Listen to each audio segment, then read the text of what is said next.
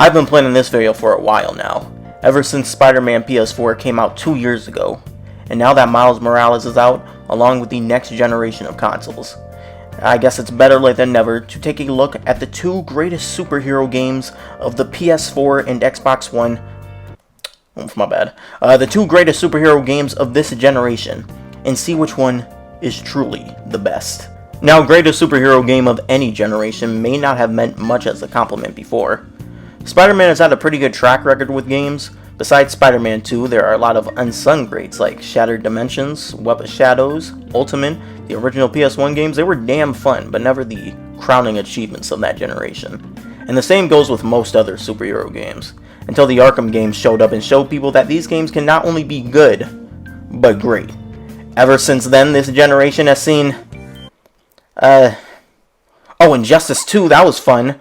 I don't think that last Marvel vs. Capcom did too well, though. Oh, Avengers, that was ass. Other than that, the Lego games have been doing pretty good. But these are the ones at the top. Batman Arkham Knight, the climactic conclusion to the acclaimed Arkham series of games. And Spider-Man PS4, the spectacular beginning to what will probably be a series of modern classics. Neither of these games are perfect, but both go above and beyond what's expected. But which one of these is the better game? Which one offers the best experience? Which one makes you feel the most like their hero? Oh, I forgot to do my thing. Hey, it's Mad Static, and today it's Batman Arkham Knight versus Spider-Man PS4. Now, of course, note this is only the opinion of some guy with 89 subscribers, who has played through both of these games 5 times, give or take, and spent a little while making a video on it. So, of course, you can have your own opinion and tell me about it. But you guys know that you're all reasonable people, I hope. But seriously, if you're one of the maybe 5 to 7 people watching this video, even if you don't watch all the way, thank you. Now let's start. Before we really get into these games and get to know them, let's judge them based on how they look. Because presentation rarely ever gets its credit for these games, even though it's a big part of the whole experience. Both of these games obviously look amazing, but what's the tone, the mood, and the atmosphere? I know I feel like Batman, but which one? This one or that one? Because they're very different. And with Arkham Knight, it's definitely a lot more over here. Arkham Knight feels particularly dire from the rest of the series. Most of the OST sounds like twisted versions of familiar tracks from other games. Everybody is teched up with a lot of futuristic looking gear, but also really worn down, having most character models looking kinda sweaty and irritated. The game's really trying to stress that this isn't a fun night for them. They still look comic-y, but appropriate, like Scarecrow, who ditched the anorexic sewer bandit look for an emo Dark Lord. He looks a lot cooler and threatening, even if his character isn't. I do miss some old character designs though. Like, Poison Ivy isn't ugly in this game, but she just kinda looks like someone's mom, where Killer Croc got the most horrifying downgrade I've ever seen. But it all fits with the atmosphere of this game, which is pretty oppressive. More on that later, but let's switch over to Spider-Man now. When people describe this game, a word you might hear a lot is definitive, which I think is a pretty perfect word for it. Every aspect of the basic Spider-Man mythos feels on point in this game. The music is epic, heroic, and inspiring. All the characters are instantly recognizable and faithful, even when the more eccentric designs had to be toned down. It's usually done by making the outfits more technical, and there's always an extremely strong resemblance. Electro even has his little crown face thingy. Even when things get chaotic, wild, or sad, the general beat is uptoned and optimistic. It feels great, but that definitiveness is also what gives Arkham Knight the edge over it. Sticking to the usual makes the game feel like it has less personality, at least compared to this, and I think the point's most evident when looking at both of the worlds. With both Spider-Man and Batman, one of the most important characters will always be their cities or environments. So when you make a game about one of these two, that should be one of the first focuses. For the first time ever in a Spider-Man game, New York feels like more than just your default city. It truly feels alive. Buildings have distinct attributes that help to separate parts of the city and all make them feel representative. Spider-Man blends in and maneuvers so seamlessly through this world, and so do the people within it. You can just stop what you're doing and say hi to people and hear their comments on things, and it adds so much personality to the city along with the real life and fictional landmarks. Whether it's in the calm morning, dramatic sunset, or glowing night lights, the city is a wondrous backdrop. I've never had more fun taking pictures in a game. I haven't played Pokemon Snap though, or Bug Snacks. With all that said though, Gotham is just really amazing. You know how in the third act of Spider-Man where the city goes to hell, everyone's sick, prisoners running rampant, and Sable trying to kill you? Well, that's just Gotham the whole time in Arkham Knight. Or in general, sometimes. It feels a completely different type of alive. On the ground, rioters are having the time of their lives, with tanks patrolling the streets only to maintain chaos. Rooftops and skies are filled with militia personnel and drones. Usually with an area like this, you'd feel like a small part of their world. But no, it's the opposite way around. This Gotham also goes for a neo-industrial look, with neon reds, blues, and greens mixing naturally together through buildings and streets as rain reinforces them. It feels like if you mashed Batman Beyond with the original animated series. I think the most impressive part of this Gotham is how gameplay is incorporated into its design. The ground level of Gotham looks like a bunch of normal streets, but at the same time is completely built around your Batmobile, making it all feel like one huge open world racetrack. While you can fight people anywhere, enclosed areas like rooftops, construction sites, and warehouses are built for Predator mode. All of the combat in Predator arenas are well designed, but this does lead to most of the areas feeling kind of the same. They almost never differ from those three types of areas, and leads to almost no area feeling remarkable. Spider-Man does this too, most of the areas are also the same, with some exceptions. But this is more of a personal problem, since the other Arkham games designed these areas so well in that regard. Even Origins did that better, and come on, it's a good game, but it's the least inspired. It can't let Origins do something better than it. Other than that though, it's appreciated how much work was put into making Gotham and this whole game in general, with the amount of attention and personality it has. And while Spider-Man didn't do anything wrong, I think Knight did it better. But enough talking about how it looks. You can't have a superhero game without the game part. That, and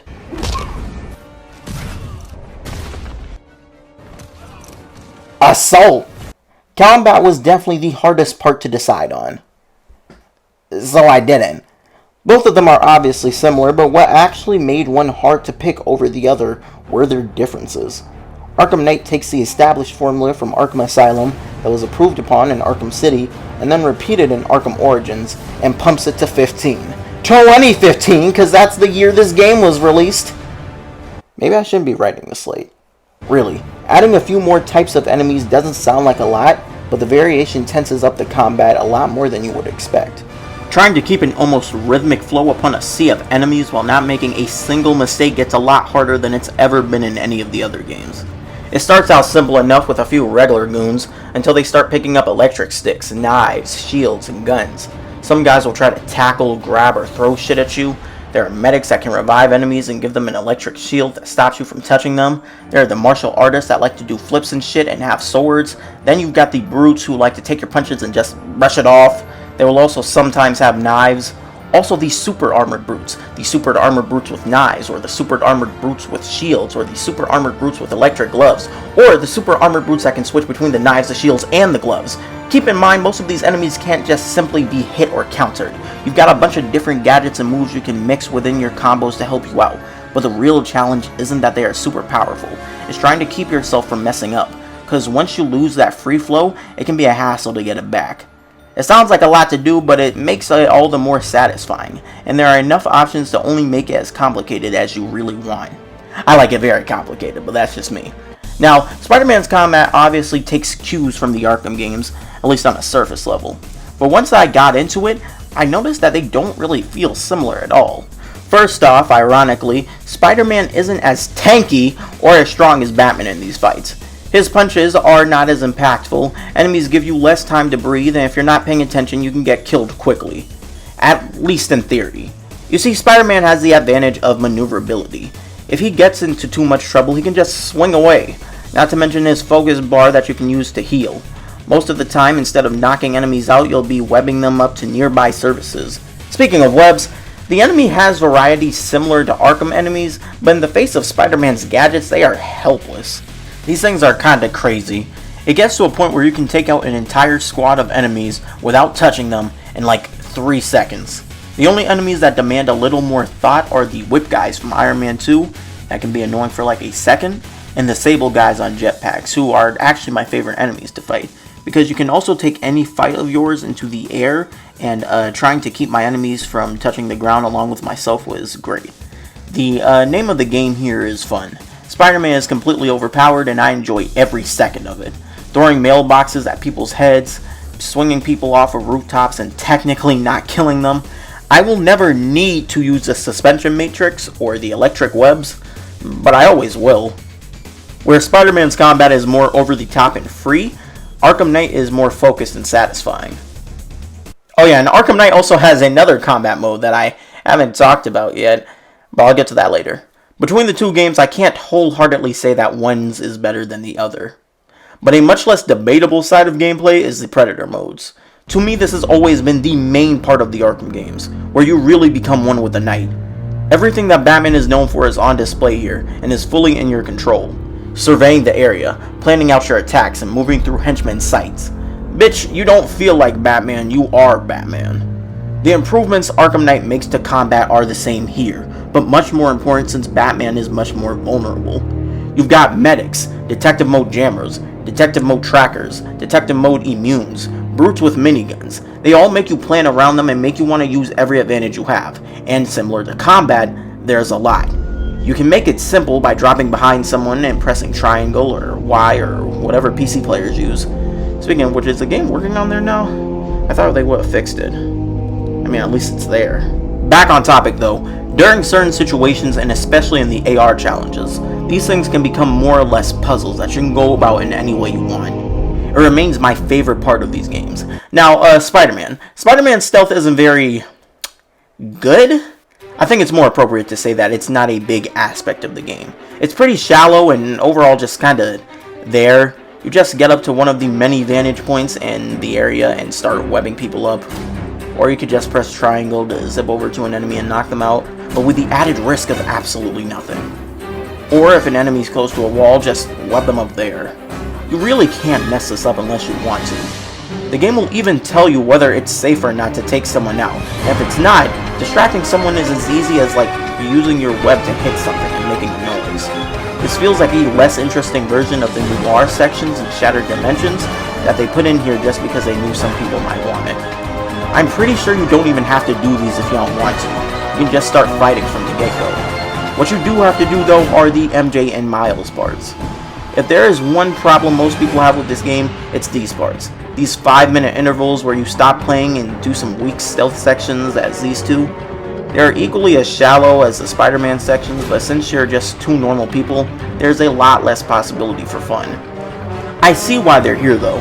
They get the point across that Miles and MJs are not helpless, but instead helpful to Peter. Plus they're easy enough to run through if you know what you're doing. I don't really have a problem with either stealth portions to be honest, but while playing as Spider-Man it does feel like a missed opportunity. In the case of Miles and MJ's parts, I don't think the story would hurt too much if these parts were replaced with cutscenes or just more Spider-Man stuff. They show up infrequently enough, but it's reasonable that to some people, these parts lessen the game's experience. I myself can think of a small stealth portion of a similar game actually that lowers my overall enjoyment of it. I'm getting there. But first, Traversal. I've been bringing up the other Arkham games frequently, but not the other Spider-Man games, because most of them are completely different types of games. They don't feel similar at all, but when it comes to almost any Spider-Man game, getting the swinging and maneuvering right is a must. Spider-Man 2 is the one that everybody looks up to, but it's still kind of unpolished. It's an old game, you know what I mean. From what I remember of Spider-Man 3 and the Amazing Spider-Man games, they all felt different but were equally uninteresting. Just another means of getting around, honestly. Web of Shadow's basic swinging was fine, but made up for it by being batshit insane with what you could pull off.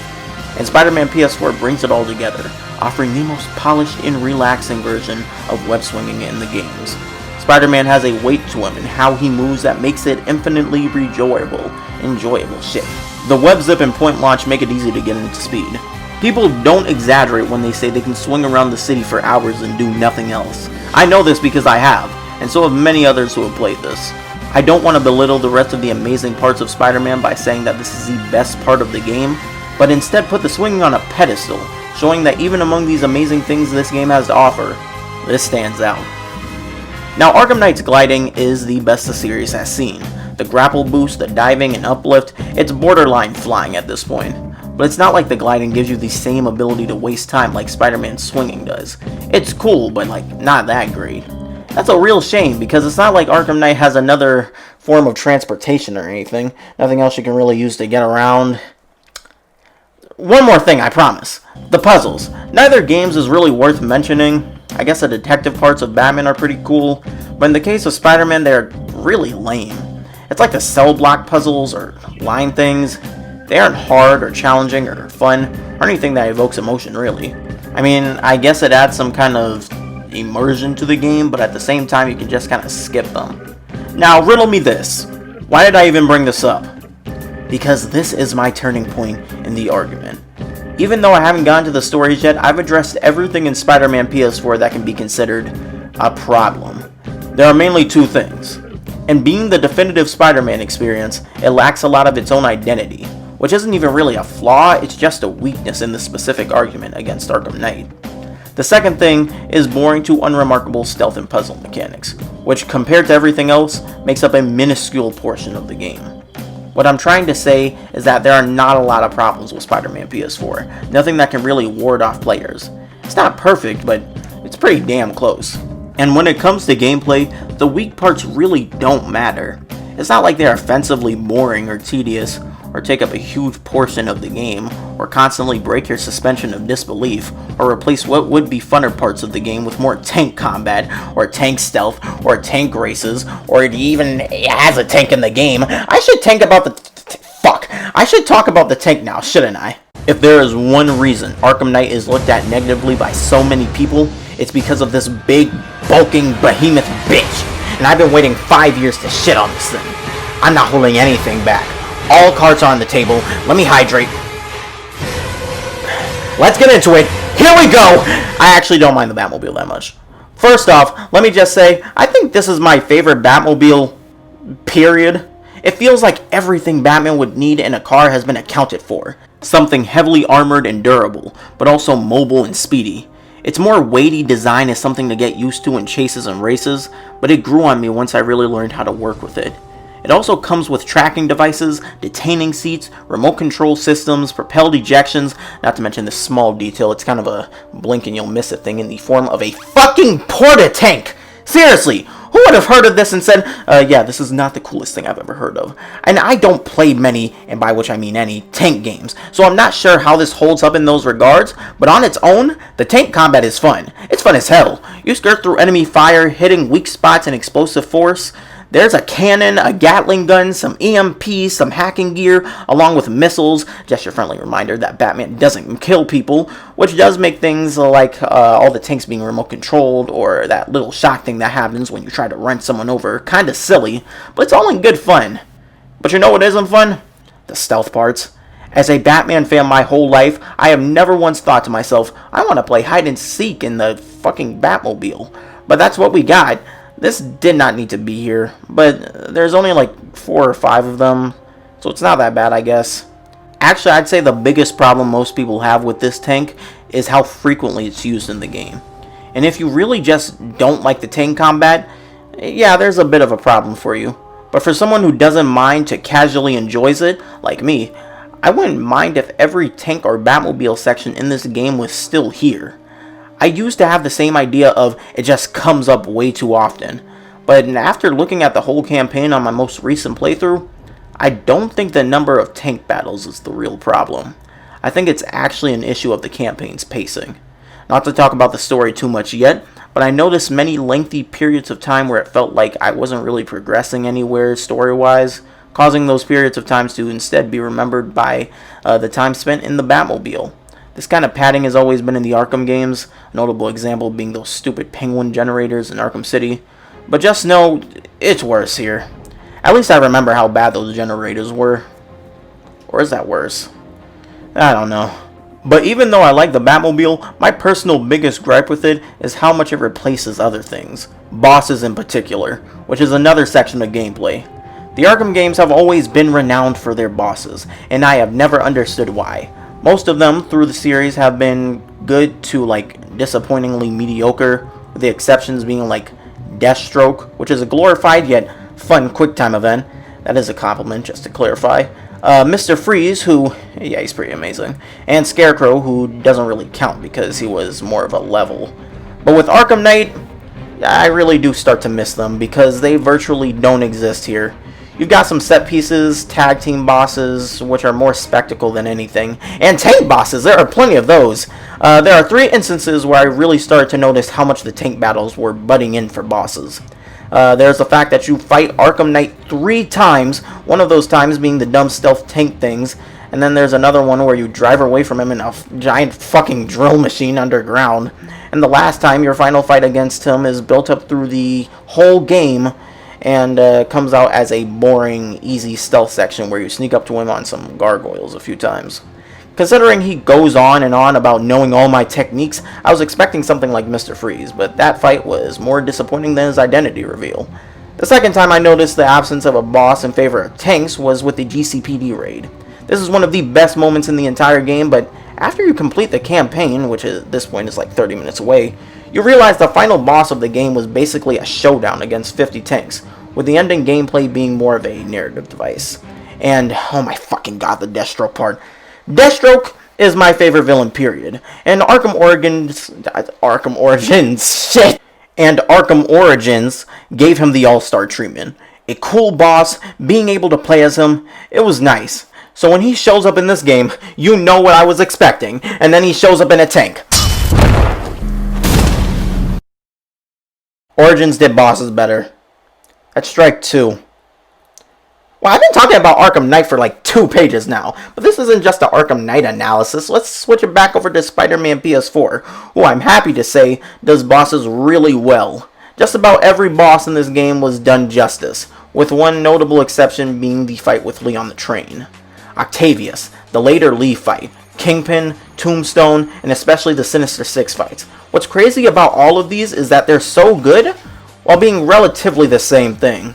The bosses in these games are actually really similar to the stale design of bosses in many, many other games, including the Arkham ones. You have to wait around for some powerful enemies that you can't fight head on to pull a specific move and strike when there's an opening.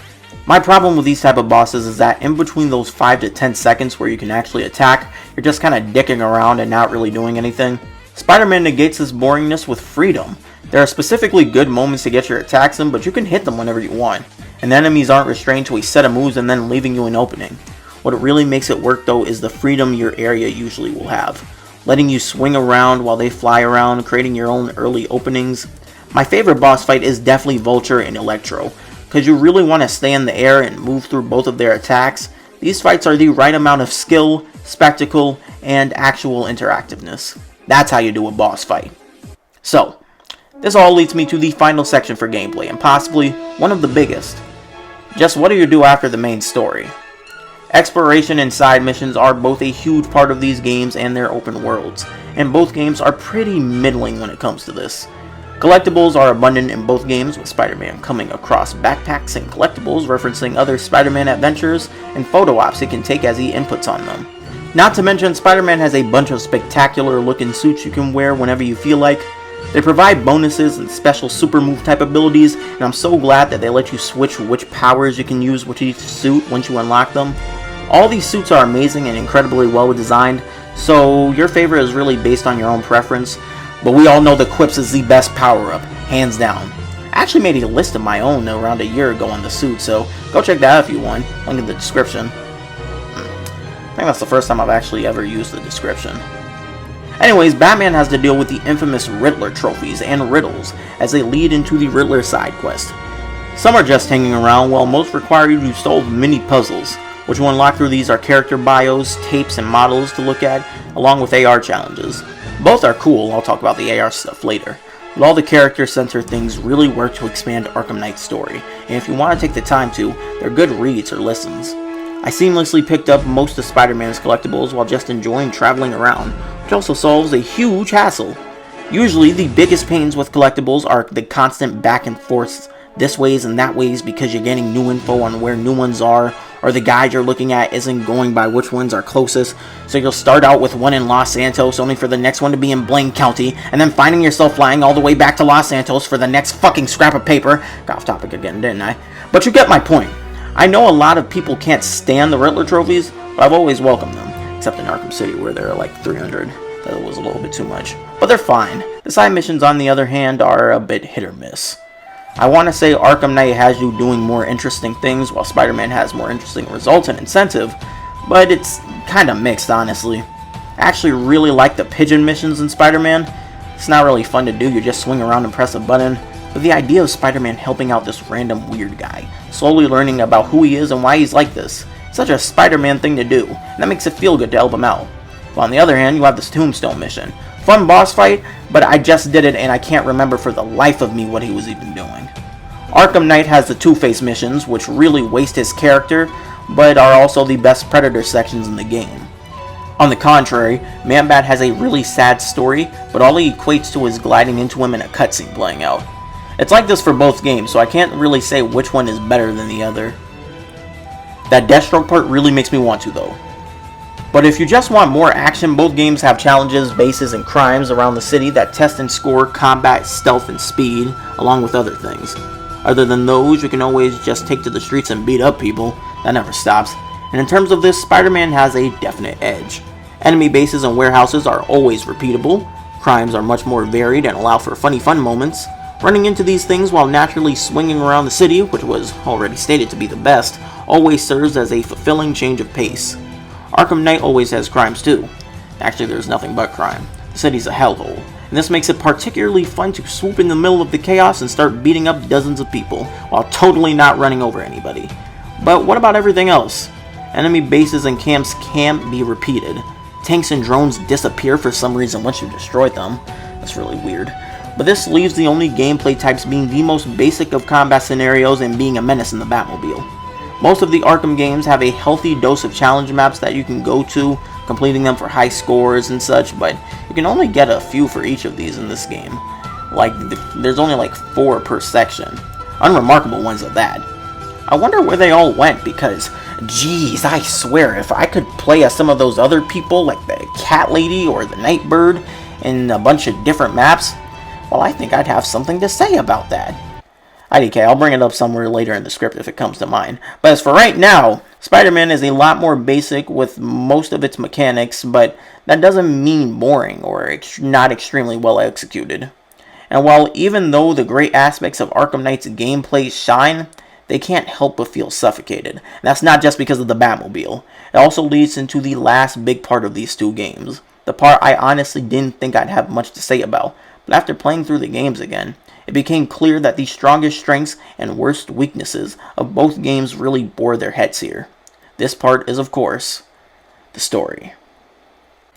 The more I write this video, the more I start to see similarities and contradictions repeat themselves in some way, shape, or form that ultimately represent my overall thoughts on the two games. They all come around to this idea that Spider-Man PS4 doesn't really go any further than it has to, but it executes what it wants to well. But not much else, leaving the game compared to other Spider-Man games and Arkham Knight feeling as if it's lacking something. Batman Arkham Knight has plenty of variety, new ideas, and interesting concepts, but it does try a little bit too hard, leading to some of the best parts of the game being drowned by less appreciated parts. This pattern continues into these games' narratives, except with points that negate some of these problems, but also some that worsen them. From the get-go, these two stories have polar opposite jobs. Spider-Man PS4 has to be the start of a new video game franchise, introducing us to its versions of these characters and their world, while Batman Arkham Knight has to serve as the climactic conclusion to a quadrilogy.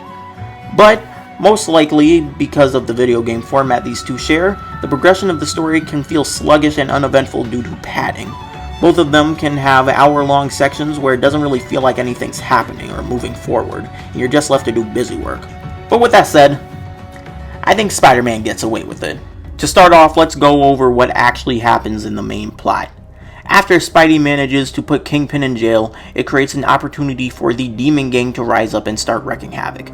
So Peter and Mary Jane, who aren't seeing each other anymore, team up to look into this and find out that the gang is run by Martin Lee, aka Mr. Negative. I'm sorry. Their goal is to expose Mayor Osborn for the criminal he is, by finding and releasing a poison he developed known as Devil's Breath. This was developed to be a sort of super cure, but not being completely developed left it in a dangerous state. While all of this is going on, Peter is dealing with stuff in his own life, like being evicted, helping out Miles Morales, who had just lost his dad to a demon attack, volunteering with his aunt at Feast, trying to repair his relationship with MJ, and assisting in developing tech with Otto Octavius, an ingenious scientist who keeps getting cockblocked by Osborn, his degrading condition, and life in general. The demon situation gets so bad that Osborn hires Silver Sable and her militia group to get everything under control, which they do by making everything worse. But eventually he stops Mr. Negative and saves the day, but Octavius has gone completely over the edge, and with the artificial limbs Peter helped develop, goes full villain mode and becomes Dr. Octopus. I swear I didn't find these names funny until I've had to say them out loud. With the newly formed Sinister Six, see that's a cool name, they release prisoners from Rikers, causing citywide riots, and Devil's Breath, causing a citywide pandemic. Everybody scrambles to get the big bads back in prison and for a cure to the sickness. MJ finds out that Devil's Breath was being developed for Harry Osborn, Norman's son and Peter and MJ's best friend, who has secretly been sick with an incurable disease. She also finds out that Martin Lee was subjected to an incredibly dangerous experiment by Norman that gave him superpowers but also killed his parents. After dealing with Rhino, Vulture, Electro, and Scorpion, Peter faces down Martin for the cure and stops him from taking it, until Doc Ock takes it back and Pete faces him down with his new Spidey suit. He finds out that Octavius knew it was Peter beneath the mask the whole time, beats him up, and basically decides to abandon him, recognizing he truly was always this bad person. The cure is in hand, but needs a day to be mass-produced from the one sample, which is all well and good, except Aunt May doesn't have a day left, so Peter makes the painful decision to let her go. Though she passes, the city is saved, the prisoners are locked back up, Peter and MJ get back together, and Miles develops his own spider powers.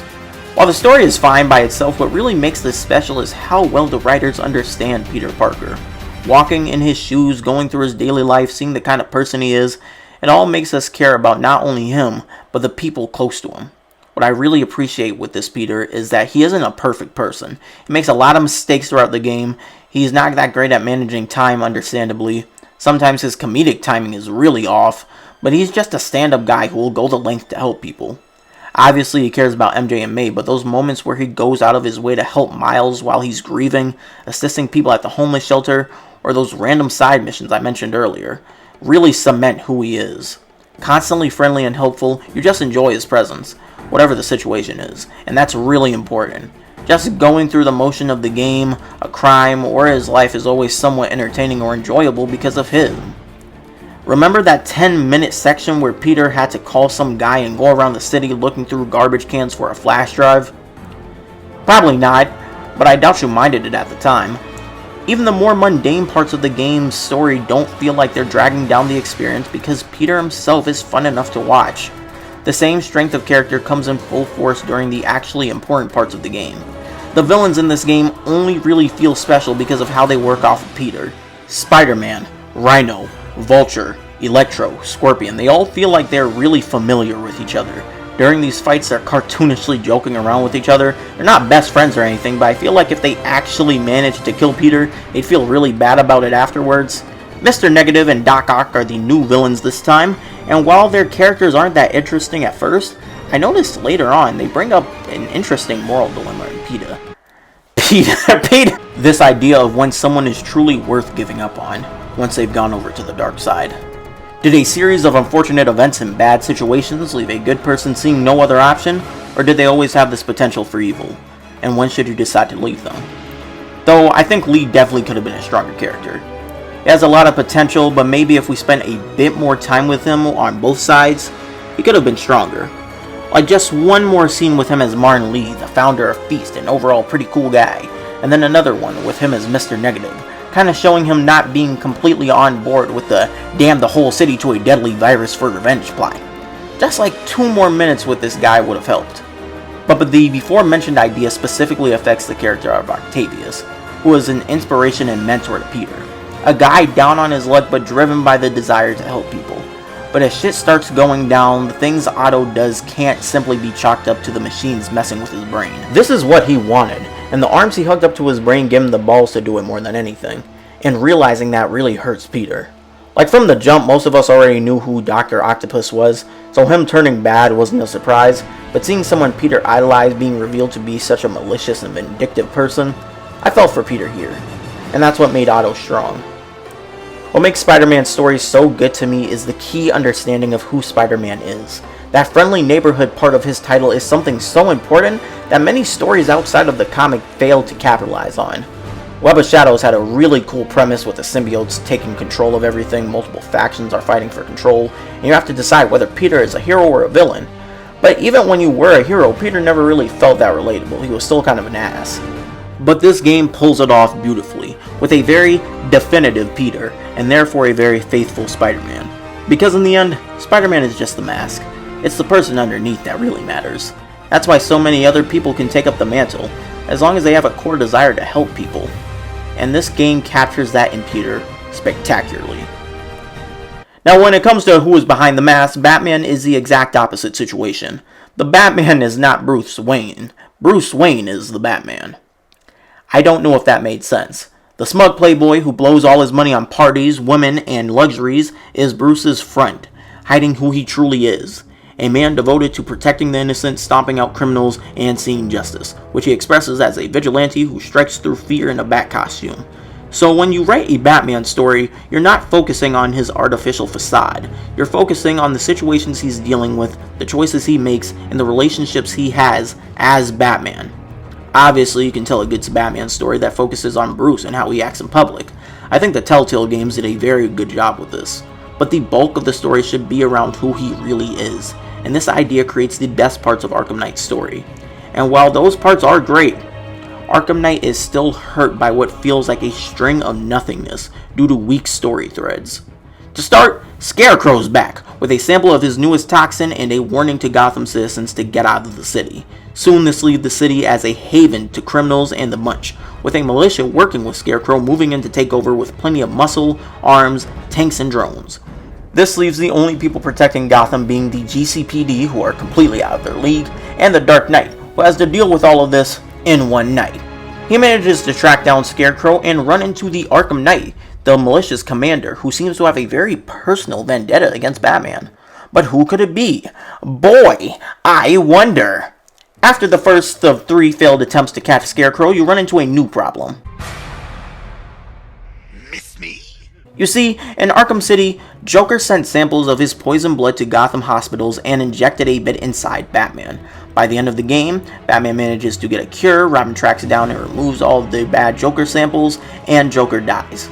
Turns out though, things didn't work 100%, and now there are 5 people who are slowly turning into the Joker themselves, 4 of which Batman has locked up in a movie studio, and the other one being Batman himself. After that, Oracle, who has been helping Bruce from the clock tower, is kidnapped, and after telling Gordon, he sets out on his own to find her. Batman also gets Poison Ivy to help him in tracking down and stopping Scarecrow's ultimate weapon, which he calls Cloudburst. As the night progresses, Bruce only develops more questions on the Arkham Knight's identity. Him, not us. He's poisoned with more fear gas, causing hallucinations that blur the line between what is reality and becomes even closer to insanity, as all of this is helping to increase the rate at which Joker takes over. Eventually, Harley Quinn breaks into the movie studios to try and steal the developing Jokers for herself, but things escalate to a point that leaves all of the Joker victims besides Batman dead, and soon after, Scarecrow releases his Cloudburst, which leaves Gotham drowned in fear gas. Batman and Ivy manage to stop it, but it drains her of all of her power and she withers away, sacrificing herself for Gotham. I mean Gotham's plans, she didn't give a shit about the people. He then follows Arkham Knight underground, where it's finally revealed that he is Jason Todd, Batman's former boy wonder. After a lecture, Jason disappears, Jim gets kidnapped, Bruce saves Barbara, and the two defend GCPD from an attack. But after Scarecrow gets a hold of Robin, because Batman locked him in a cell in fear of him dying, Batman gives himself up to, and Joker starts to take control.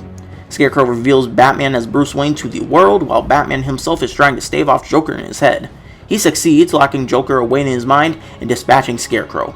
With his identity revealed, Batman activates something he calls the Nightfall Protocol, which is activated by one word. Martha. Martha! Why did you say that name? Now, I don't want to presume what happens to Batman after this, but what we know as a fact is that Batman returns to Wayne Manor, it blows up, and he is presumed dead, ending the Batman, but preserving the legacy. Alright, we got some stuff to talk about. The idea for this story, in theory, the setup, whatever you want to call it, it's fantastic. Batman is dealing with more than he has ever had to, with the past, himself, and fear overall being his biggest enemy. While other villains could have been incorporated into the story better than some lackluster side missions, the payoffs to particularly Penguin's and Riddler's missions are closure with Batman's allies. The plan was great, but the execution faltered, leaving something not very fun to go back through multiple times. And through my multiple playthroughs, I've chalked this up to 3 things: villains, pacing, and padding. The villains in Arkham Knight, including Arkham Knight, they kinda suck. You've got 3 main villains, with any other ones being left to important side jobs like robbing banks or setting off fire stations. The only exception to this being Harley. Of course she's great for like the hours she's there, but that's not a complaint. She served her purpose and she did her job well. There are a bunch of other really cool and really disappointing fiends, but I'm mainly talking about the big ones, like Scarecrow, the mastermind behind the whole thing and the biggest threat, apparently. I just can't find him threatening for the life of me. He's constantly on the screen saying menacing things, preaching about fear and bringing down the Batman legacy, and he's treated as this huge threat by all the characters, but it just never gets through. Like, I'm afraid of the tanks and drones and armies of henchmen he's got on strap, but last time I saw him, Batman threw his ass like a rag doll across the room. The main problem though is that Scarecrow, or at least this Scarecrow, is not interesting enough to carry as much of the story as he is. Scarecrow has always been one of Batman's main adversaries, but he doesn't have the emotional significance or the absolute sinisterness to be the main focus of a story this big. He is usually best applied as a very big bump or obstacle to Batman on the road to a bigger threat, since he has an interesting motif. His fear toxin is a huge threat. Cloudburst is terrifying. Scarecrow himself? Nah. Though, I will give him credit. Scarecrow can't fight or defend himself, he is useless without others, he's kind of a bitch. But not as much as this guy. Look here, I like Red Hood. He's such a cool character and there are so many ways you can go about his character. Maybe he's a beaten down hero who shares Batman's goals but doesn't stand for his moral viewpoints. Or a violent anti-hero who constantly leaps between sides to get shit done. Or maybe he's a broken villain out for revenge that removes anyone in the way. Lots of different ways to write his character. This is not one of them. I don't mind his character being predictable or a cocky headass, but I do mind unnatural and inconsistent changes in character. His whole character really started feeling off after the reveal and during the last fight against him. Again, a lecture is basically all that happens to the guy and suddenly he completely changes from smug confidence to a confused kid acting on impulse, and then at the end he saves the guy he's been trying to kill until an hour ago. Now, there are definitely expectations and reasons for this. Jason was alone, tortured, and brainwashed by the Joker for over a year. It's ridiculous to expect him to be stable or rational after that experience. I feel like an ass ripping down on his character, but when you line it all up, his personality, his motivations, and his warped sense of reasoning next to the events of the entire game, it still looks ridiculous. There are any signs of regret, remorse, subliminal calls for help, nothing. The guy built up an entire fucking army and put a plan into motion that would kill millions, all to get at Batman, and then he drops out at the last second after talking to the dude for like 5 minutes. If he had a single shred of sense in him, let alone the potential to come back to the good side, he probably wouldn't have gone through with all of this shit in the first place. I originally thought he was always planning to betray them, but nope. It's a similar problem Mr. Negative had, except the problem with him was that there wasn't enough time devoted to his character. Jason gets plenty of time devoted to his character, but stays static until the last moment. I tell you, it's mad. My bad guys, I'm writing past midnight again. They either should have made him a complete villain with no moral sense, or they should have spent more time showing his true colors, showing he's more someone in pain than someone wanting to cause it. With the way his character is now, it just doesn't work. My favorite part of the main story is actually the one that's kind of off to the side and unrelated to the immediate threat of Scarecrow and Jason. In the movie studios, where you deal with Harley and the 4 bargain bin Jokers. Not only is it a bit of a change from the neo-industrial look of the whole game it's based around, but it builds more emotional significance around the best plot thread and villain of the game, Jaquan. I know when this game first came out, a main complaint people had was that Joker was the central focus of the story for the 4th time in a row, even while being dead, but I think it would have felt off if he wasn't. Not just because the other main villains aren't that great, but the Arkham games are pretty connected in between stories. Plot elements and themes carry over from one game to another, and one of those elements are definitely the ways in which Batman and Joker relate and connect to each other. So if the finale of the entire series didn't have anything to do with them, it would have felt kind of disconnected and unsatisfying. Plus, even people who did complain about it didn't complain about the character himself. Joker is always fun to have around.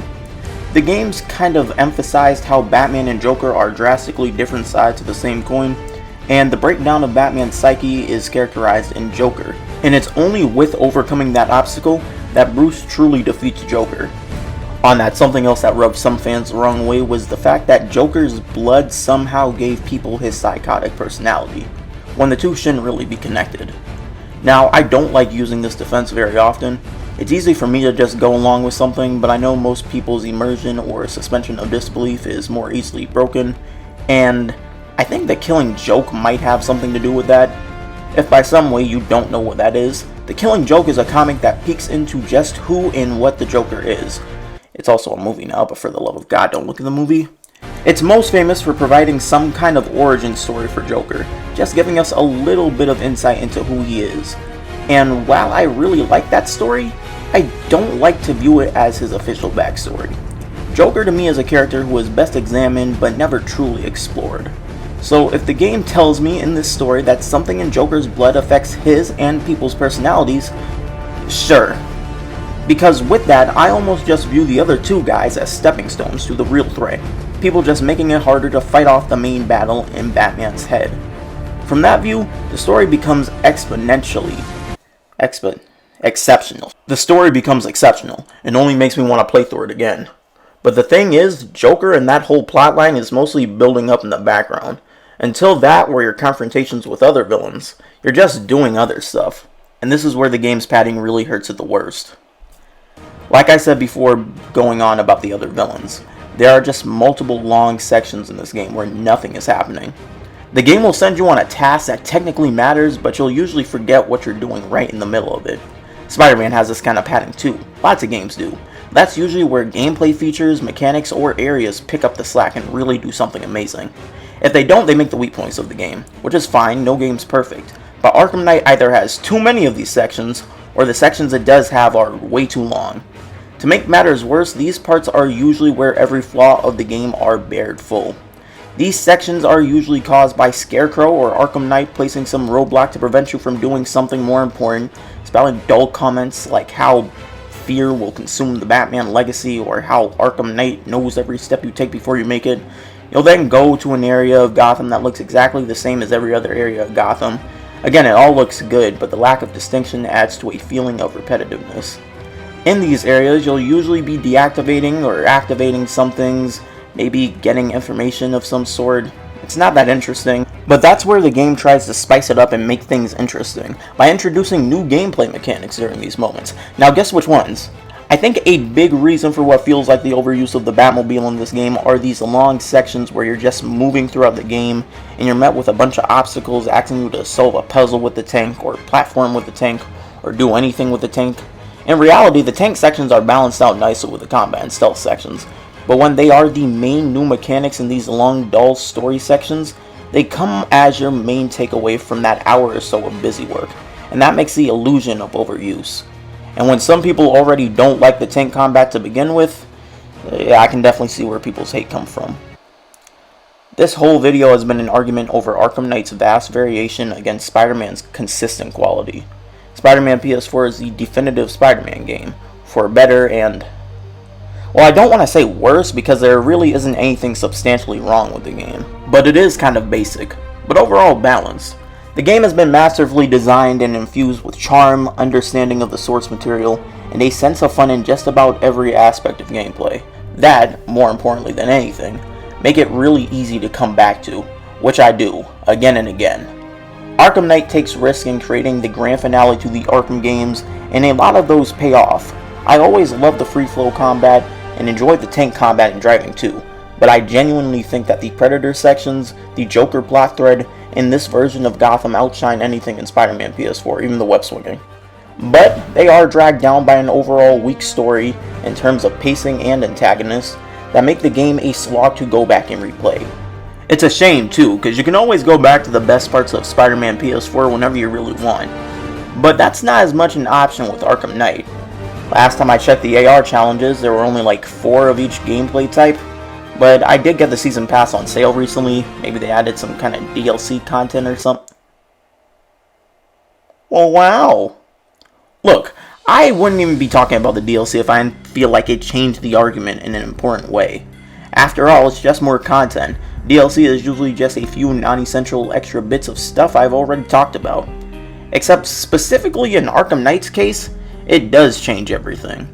Plus, you can find the complete editions for both of these games for like $20, give or take, so, you've got the option. Spider-Man's DLC is exactly what I just described DLC to be.